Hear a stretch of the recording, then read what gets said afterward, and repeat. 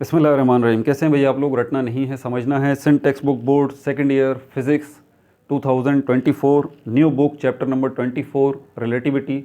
इसका पार्ट जो है वो हम 19 करने जा रहे हैं और इस पार्ट के अंदर हम MCQs देखेंगे और MCQs देखेंगे और हम देखेंगे CRQs, कंस्ट्रक्टिव रेस्पॉन्स क्वेश्चन। ये दो जो है हम देखेंगे।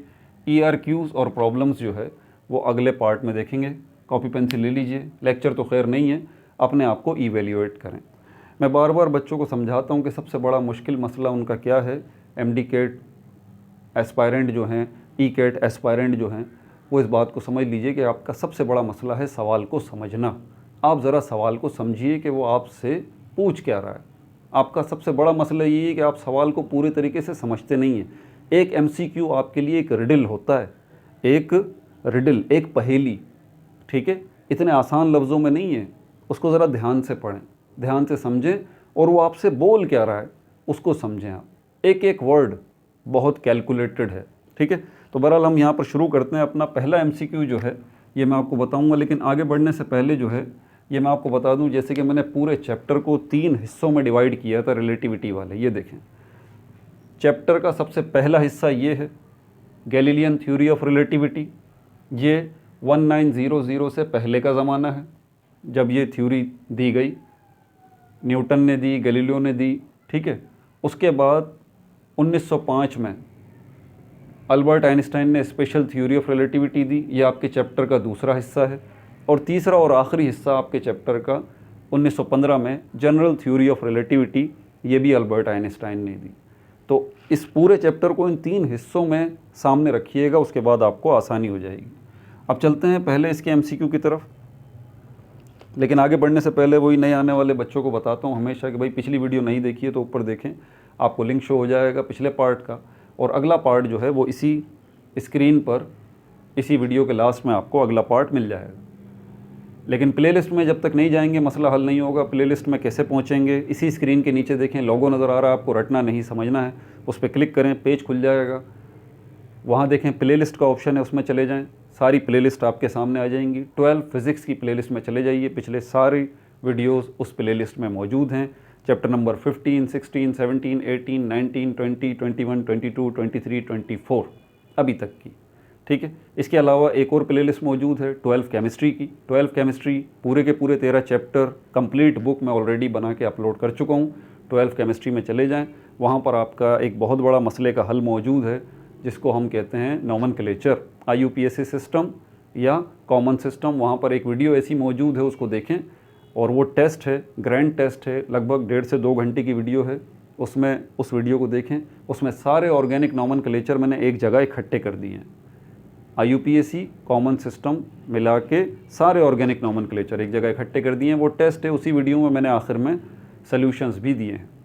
तो अपने आप को चेक कर लीजिए और उस टेस्ट को अटैम्प्ट करें बार बार, आपको पता लग जाएगा आप कितने पानी में हैं।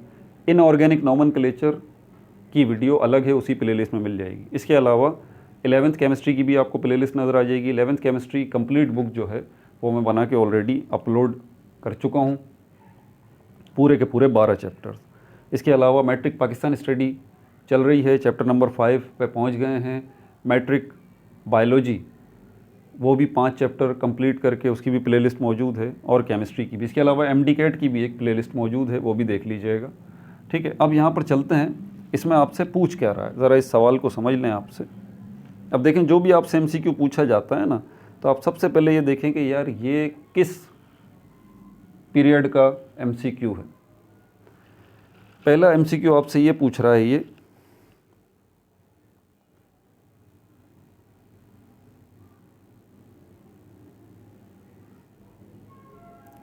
इसमें आपसे पूछ रहा है the general theory of relativity जो है वो आपको किस चीज़ की अंडरस्टैंडिंग देती है।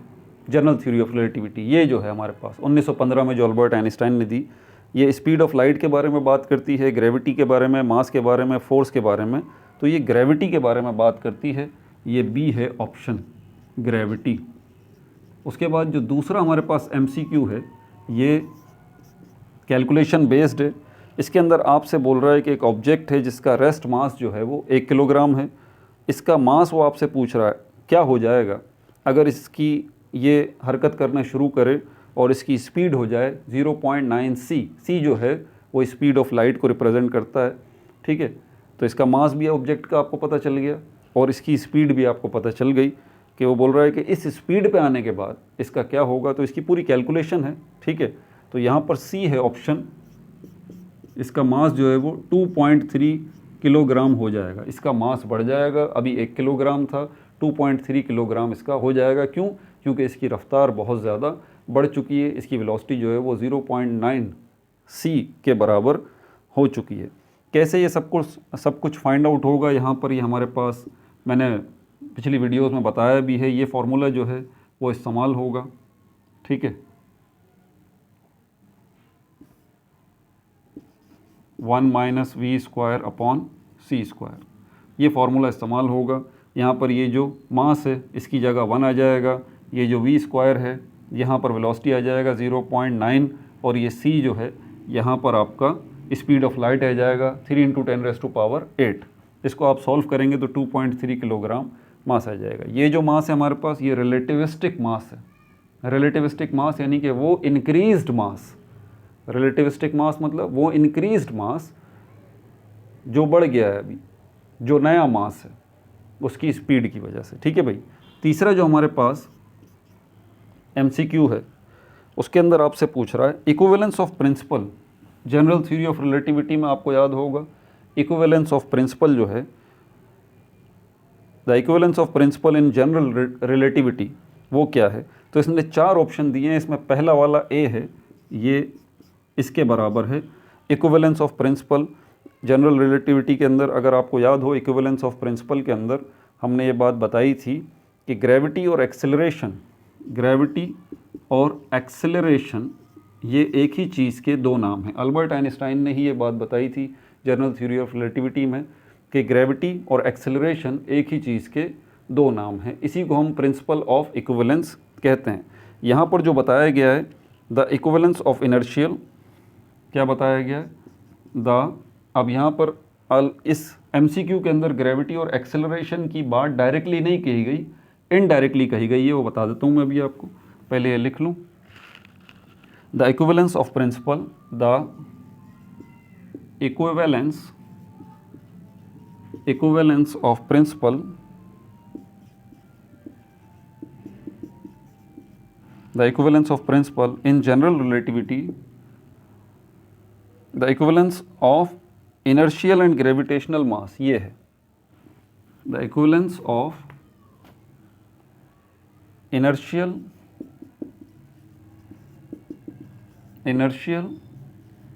and gravitational mass and gravitational मास। अब ये इनर्शियल मास जो है ये क्या है और ये ग्रेविटेशनल मास जो है ये क्या है। इनर्शियल मास जो है हमारे पास ये असल में एक्सेलरेशन है, इनडायरेक्ट में बात वही की जा रही है। और ये ग्रेविटेशनल मास जो है ये हमारे पास क्या है, ये असल में ग्रेविटी है।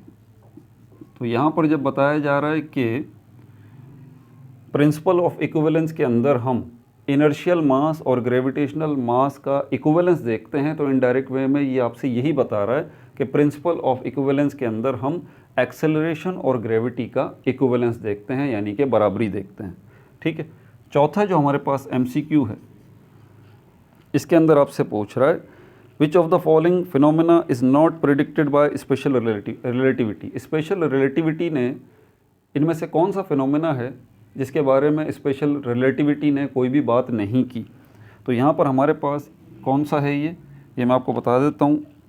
4 ऑप्शन है हमारे पास इसमें, time dilation, length contraction, gravitational waves और रिलेटिविस्टिक मास इंक्रीज़। तो इसके अंदर से सी ग्रेविटेशनल वेव्स के बारे में जो है वो बात नहीं की स्पेशल रिलेटिविटी ने। याद रहे ग्रेविटेशनल वेव्स के बारे में बात की है, ग्रेविटेशनल वेव्स के बारे में जो बात की है वो स्पेशल रिलेटिविटी ने नहीं की बल्कि जनरल थ्योरी ऑफ रिलेटिविटी ने की है, ठीक है भाई।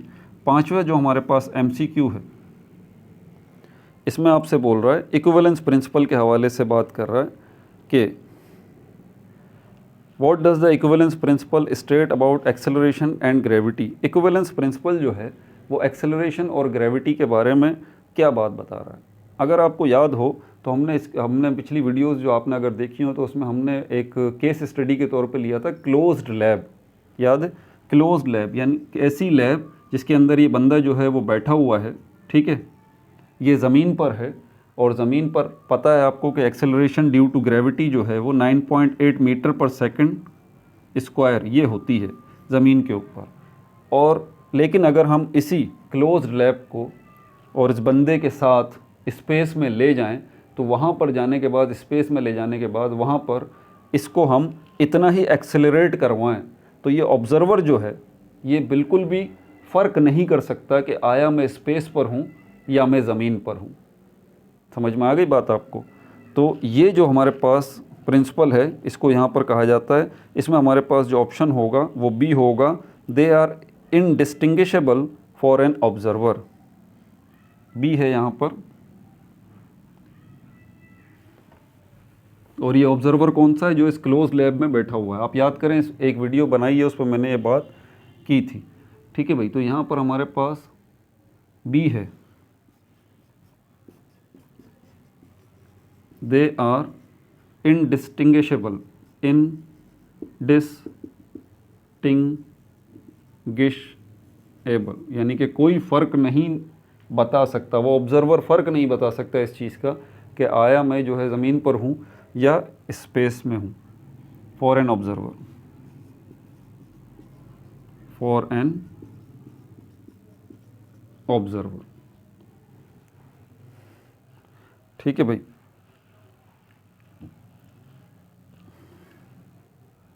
अच्छा, उसके बाद जो है हमारे पास ये आ जाता है छठे नंबर पे। इसको मिटाऊं।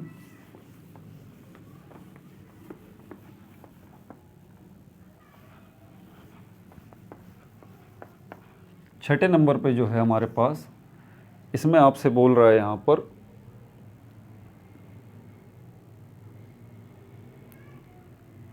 लाइट जो है अगर गुज़रती है किसी मैसिव ऑब्जेक्ट जैसे कि स्टार के बराबर में से, तो ये लाइट जो है वो बैंड हो जाती है। लाइट कभी मैसिव ऑब्जेक्ट के बराबर में से अगर गुज़रेगी जैसे कि कोई स्टार है तो लाइट क्या होगी? बैंड हो जाएगी। किस वजह से? ग्रेविटेशनल लेंसिंग, रिफ्रैक्शन, रिफ्लेक्शन या डिफ्रैक्शन। तो ये हमारे पास ए है, ग्रेविटेशनल लेंसिंग। इसको भी हमने अपनी वीडियो में तफसील से बात की थी। ये ए जो है हमारे पास ग्रेविटेशनल लेंसिंग, इसकी वजह से लाइट जो है वो बैंड हो जाएगी। नंबर 7 जो है इसके अंदर हमारे पास जो है वो क्या है? आपसे मेन रीज़न पूछ रहा है, astronomers can not directly observe black holes. Black holes को एस्ट्रोनॉमर्स जो हैं वो डायरेक्टली ऑब्जर्व क्यों नहीं कर सकते, इसकी वजह क्या है? तो इसने 4 ऑप्शन दिए हैं। पहला ऑप्शन में बोल रहा है कि ब्लैक होल बहुत छोटे होते हैं। दूसरा बोल रहा है कि ब्लैक होल जो है लाइट को डिफ्लेक्ट कर देते हैं। तीसरा है कि ये बहुत दूर होते हैं ब्लैक होल। और चौथा जो है कह रहा है कि ब्लैक होल की इमेंस ग्रेविटी जो है वो लाइट को ट्रैप कर लेती है। तो यहाँ पर ये डी है हमारे पास, there immense gravity traps light. D है, there immense gravity, in immense gravity traps light. तो जब ये लाइट को ही ऑब्जर्व कर लेगा ब्लैक होल, लाइट को ही जो है वो क्या कर लेगा? ट्रैप कर लेगा, पकड़ लेगा। तो हम चीज़ों को कैसे देखते हैं? एस्ट्रोनॉमर कैसे देखते हैं? हम तब देखते हैं जब किसी चीज़ को, जब उससे लाइट टकरा कर वापस आती है। तो ये मुझे डस्टर इसीलिए नज़र आ रहा है क्योंकि इससे लाइट टकरा कर वापस आ रही है। लेकिन ब्लैक होल जो है उसका प्रॉब्लम ये है कि जब उसके पास लाइट जाएगी, ब्लैक होल लाइट को पकड़ लेगा, रिफ्लेक्ट होने ही नहीं देगा। तो ये वजह है कि डायरेक्टली जो है वो एस्ट्रोनॉमर ब्लैक होल को ऑब्ज़र्व नहीं कर सकते। इसका इनडायरेक्ट मेथड होता है जो कि मैंने वीडियो में एक्सप्लेन भी किया था कि कैसे ब्लैक होल की पिक्चर ली गई थी इनडायरेक्ट तरीके से। ठीक है भाई। 8वां जो हमारे पास MCQ है, इसके अंदर बोल रहा है what is the main objects can not exceed the speed of light. Objects जो हैं वो स्पीड ऑफ लाइट से ज़्यादा अपनी रफ़्तार क्यों नहीं कर सकते, या स्पीड ऑफ लाइट के बराबर ही अपनी रफ़्तार कोई भी ऑब्जेक्ट क्यों नहीं अचीव कर सकता। तो इसकी वजह क्या है, तो इसकी वजह ए है कि देयर मास बिकम्स इनफाइनाइट, कि उनका मास जो है इनफाइनाइट हो जाएगा। पहले वाले दूसरे वाले एमसीक्यू में आपने देखा भी है, वो 1 kg का मास था, ठीक है, 0.9 c की रफ़्तार से वो गया था, तो उसका मास कितना हो गया था 1 kg से 2.3 kg। तो मास इनफाइनाइट हो जाता है, ए जो है ये है इसके अंदर, ठीक है भाई। Their mass becomes infinite, their mass becomes infinite. Infinite का मतलब होता है लिमिटलेस, जिसकी कोई हद ही नहीं होगी, इतना मास हो जाएगा, ठीक है। नंबर 9 जो है इसके अंदर बात कर रहा है कि गैलीलियन ट्रांसफॉर्मेशन जो है वो हाई स्पीड्स के ऊपर वैलिड क्यों नहीं होती। आपको याद होगा गैलीलियन ट्रांसफॉर्मेशन इक्वेशंस हमने की थी, उसके जवाब में लॉरेंट्ज़ ट्रांसफॉर्मेशन इक्वेशंस आई थी। तो यहाँ पर यही बात की जा रही है कि गैलीलियन ट्रांसफॉर्मेशन इक्वेशंस जो हैं वो वैलिड नहीं होती अगर कोई ऑब्जेक्ट जो है उसकी स्पीड जो है वो बहुत हाई हो जाए। तो इसके पीछे वजह क्या होती है, तो यहाँ पर बी है, it violates the constancy of speed of light, ये बी है, इट वायोलेट्स द constancy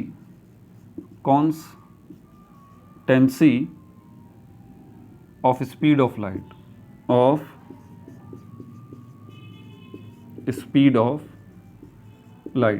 यही तो प्रॉब्लम है ना कि हमने उसके अंदर स्पीड ऑफ लाइट को कांस्टेंट लिया ही नहीं था। 10वां जो है और सबसे आखिरी इसमें बोल रहा है example of inertial frame in our everyday life. हमारी रोज़मर्रा की ज़िंदगी में इनर्शियल फ्रेम ऑफ रेफरेंस की कोई मिसाल, तो 4 मिसालें इसने हमें दी हैं। इनर्शियल फ्रेम ऑफ रेफरेंस वही होता है जिसमें ऑब्जेक्ट की वेलोसिटी जो है वो क्या होती है, कांस्टेंट होती है, यूनिफॉर्म होती है। तो यहाँ पर ए है, अ train moving smoothly, a train moving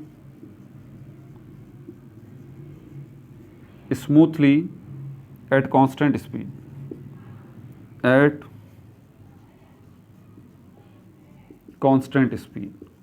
ठीक है भाई।